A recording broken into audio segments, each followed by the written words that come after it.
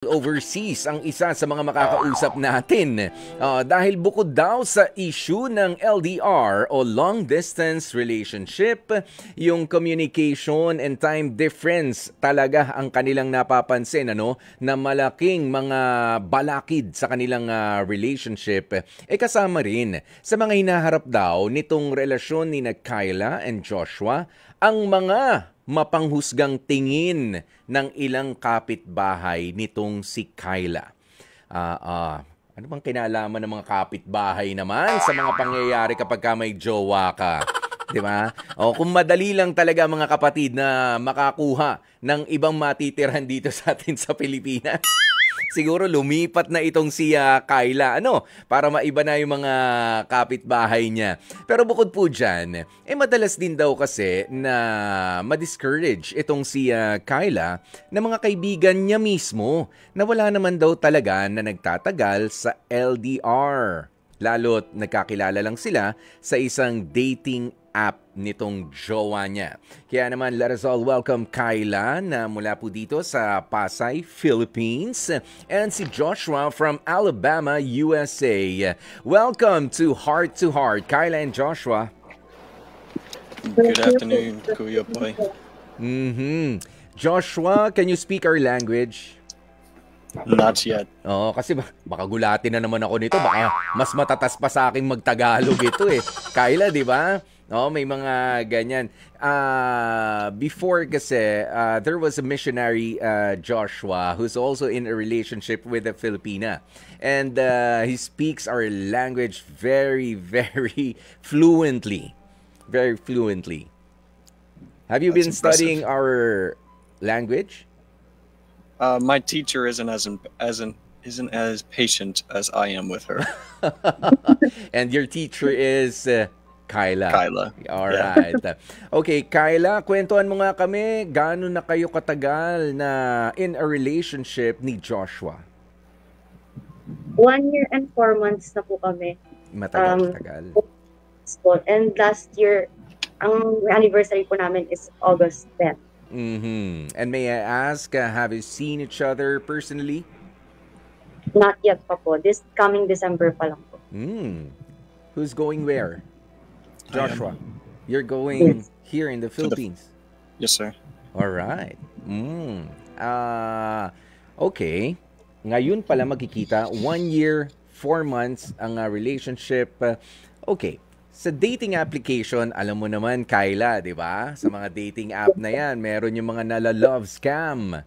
How were you able to be sure na Joshua is the real McCoy, is the real thing? Actually, I wasn't sure of him when I started messaging him, Kuya Boy, kasi when we were conversing, he was a bit straightforward. He was too direct. Pero na-prove ko na okay siya kasi siya mismo nag-initiate siya na mag-video call kami. And after nung first video call namin, nagtuloy-tuloy na siya everyday. Ayan. At kailan kayo officially naging item? August 10 po, 2024. Talaga naman. Yung kilig, laging nandun. Yung, yung happiness nandun. Pero, of course, merong mga doubts. Yes. Ayan. Joshua, I don't know, have you been in a relationship there in the States? Yes, I have. So, why were you able to choose Kyla as your girlfriend now? Well, my stepmother is from Cebu, and my father went through the same situation with my mother. And he decided that an American woman wasn't for him, and my stepmother actually suggested that we start looking for a better quality of woman across the ocean. So we can say that you've been influenced somehow by your father. Yeah. That Filipinas are what? What certain characteristics are you looking for a Filipina? Loyalty, hardworking, trustworthiness. Generally more cooperative is not necessarily the word, but willing to listen to you is probably the better phrasing. And of course, pretty, beautiful. Yeah. Oh my gosh, so pretty. You forgot to mention that. I was just so focused on, Yeah. the things that, Yeah. build a better partnership. Okay. Kyla, eto. Meron kasing problema ka na yung mga kapitbahay mo, sabi mo ay dinidiscourage ka kahit yung mga kaibigan mo. Kahit ba ngayon na 1 year and 4 months na kayo, ano pang hinahanap nila? Ano bang observation daw nila? Siyempre, yung iba, friends. Yung mga kapitbahay, hindi ko napapansinin yan. 'Di ba? Kung hindi ko naman sila mga friends. Pero yung mga friends ko, siguro I'd consider their comments, their observations about being in a long-distance relationship. Mostly po kasi kuya po, yung mga nagiging comment po is, when will he arrive here in the Philippines? Kailan ka bibisitahin yan? Sure ka ba na seryoso yan sa'yo? Ba't hindi ko po ibisita? Mostly, those kind of comments is what discourages me sa long-distance relationship. While sa mga kapitbahay naman, yun yung medyo, let's say, judgmental. Kasi pag sinabi nating foreign partner, mostly ang isip, medyo matanda na, ganon. Ang hinahabol ko lang is green card or pera lang, ganon po. Joshua? Yes, sir. Okay.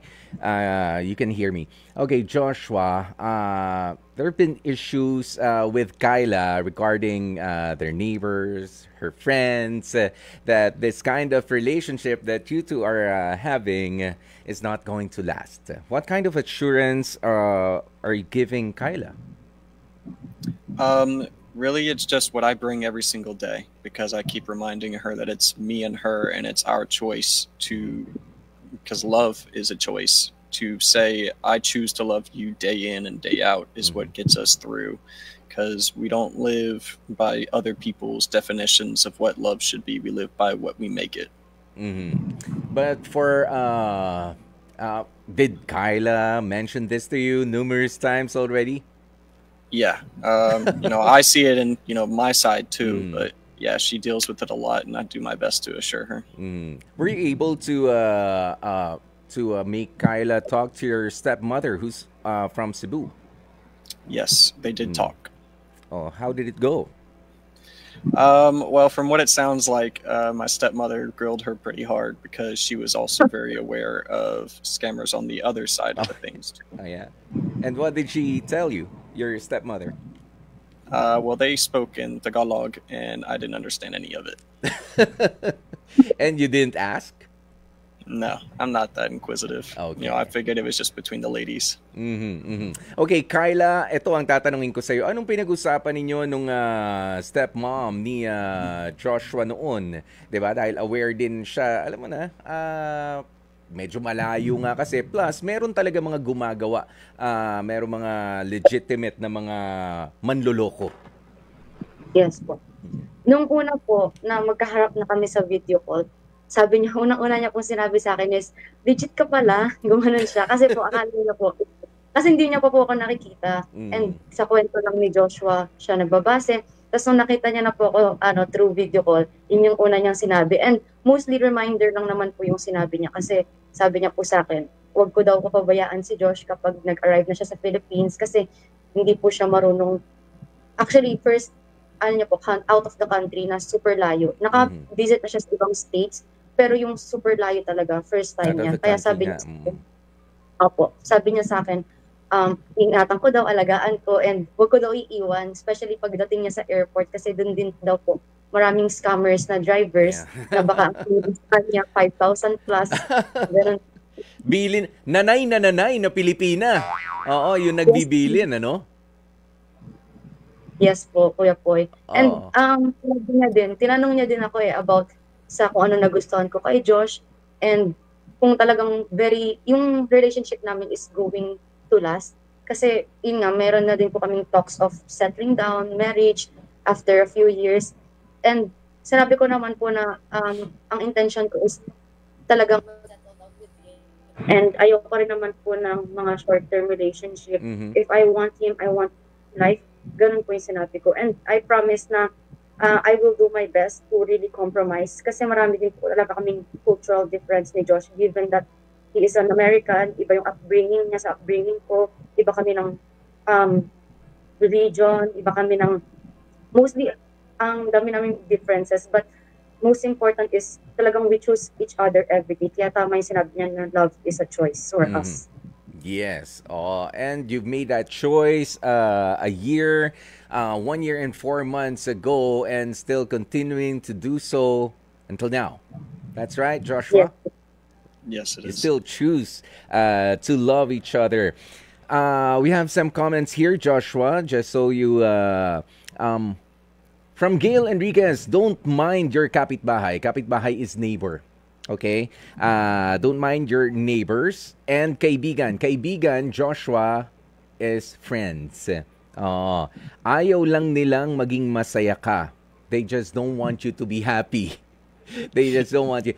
So never mind them. That's the point of Gail Enriquez. And Jennifer Fernando, she says, never mind your kapitbahay and bashers. Kyla, o di ba nga? Oo, may mga basher. Sikat, Kyla. Sandali lang, ang tanong ko naman sa'yo, ito mga neighbors mo, kaklose mo ba sila? Bakit nila alam na meron kang karelasyon na AFAM? Hindi naman po technically ka-close, pero kasi mutuals po kami sa Facebook and other social media. And mag-post po kasi akong tao. So, post ako lang sa app namin, video calls, yung mga clips ng video calls namin, pinopost ko siya palagi. Alam mo yun, flex ng flex, ganyan. Tapos doon nakakapit ng mga unnecessary comments, even sa part niya, may mga nagbabash din sa kanya. Kasi tinatawag siyang, yung Oxford study, kung tawagin po sa TikTok, yun po yung sinasabi. Yes, Oxford study. Parang Oxford study, yung sinasabi, yung mga white men, they go to, they try to date Asian women and they call it Oxford study. Are you aware of that, Joshua? Yeah, I hear it all the time. What's it about? I don't know what Oxford study. It's an unofficial study. It's just about how white men go for Asian women because they fit a more traditional or submissive relationship. But honestly, in my own opinion, I don't believe it because people are what they make of their relationship and how they define themselves. And it's just too broad of a generalization to be able to even call it a study. So somehow it's a derogatory study for Asian women, especially. Specifically, yeah. Specifically. All right, Joshua, it seems like how many days left? Are you counting down the days that you're going to travel here in the Philippines? How many days left? You gotta help me with that. What is that? Because we're counting down. Yeah. We're actively counting down the days until Christmas Day. Today, we only have 42 days left until Christmas.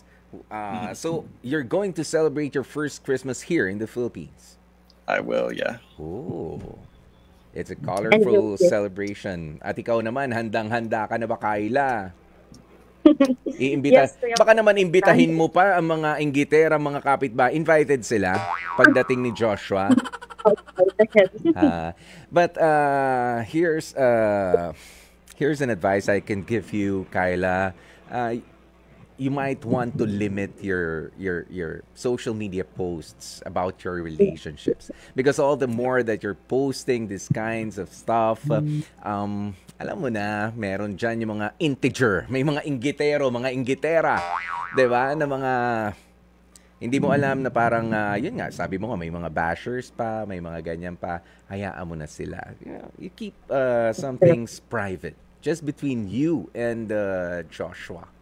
Diba? Para hindi na rin kayo, alam mo naman, ang mga, hindi lang naman mga Pinoy, kahit may mga ibang lahi din, ano, oo, na ganyan na, wow, hindi nila ma-appreciate, hindi sila makuhang maging masaya para sa ibang tao. Diba? Para sa ibang tao. Kaya you might want to limit your posts on social media as well.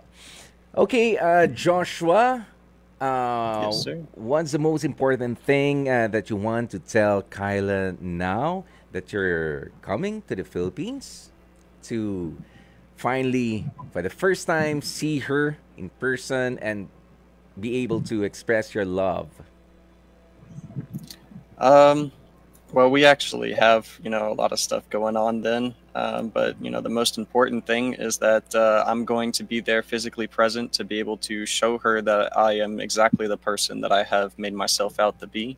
And I'm going to love her with everything that I have from the bottom of my heart all the way to the moon. Oh, and your answer to that, Kyla? My message for him. I'm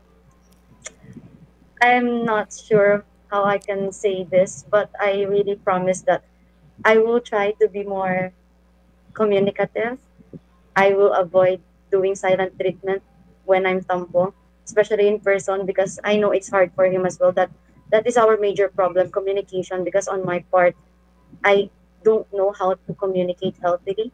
And so I promise that I will be better in person. I will try to be more patient, more understanding, and I will do my best to treat him well so our relationship will really last as what we hope it for. All right. And, totoo ba to? Itatanong ko talaga. Some colleagues are asking, what kind of dating application did you use? Umaasa rin sila na makakita ng ng Joshua eh. What kind? Which one? We use Filipino Cupid po. Filipino Cupid daw. Yan, Filipino Cupid para sa mga nagtatanong.